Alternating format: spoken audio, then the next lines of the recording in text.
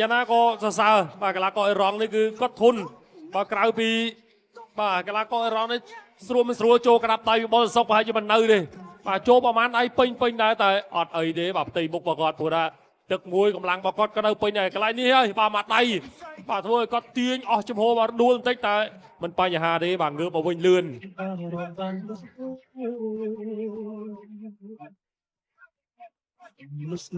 យើងទស្សនាទឹកពីរនេះបដូរកែងទៅបដូរកែងមកមាននឹងក្បាច់អីហក់ដេកកាប់ចានកែងបអីហ្នឹងមកនេះ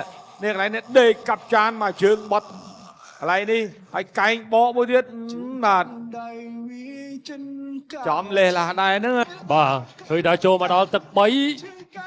វិបុលសុកកាន់តែបុកខ្លាំងទៅធ្វើឲ្យកីឡាករ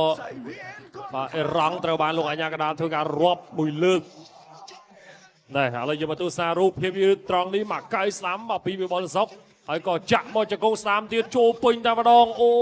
យណែនណាស់ជង្គង់អញ្ចឹងចាប់ពីទឹក3ទឹក4នៅកម្លាំងគាត់កាន់តែថយហើយដល់ទឹក4ព្រោះគេក្មេងកម្លាំងពេញប្រយ៉ាប់នេះវ័យក៏ច្រើនដែរហើយអញ្ចឹងបើសិនជាអ្នកល្មមអាចថាបបាក់ជាមួយគាត់ដែរបើមុខគាត់វិញវ័យមិនទៅទេបងប្អូនមកតាន់ណាតាន់មែនទែនតែដោយសារតែគាត់អស់ទៅហើយបើវិបុលសុកគាត់វ័យជង្គង់ចូលច្រើនអញ្ចឹងគាត់តស៊ូបានដល់ទឹកទី4ដែរ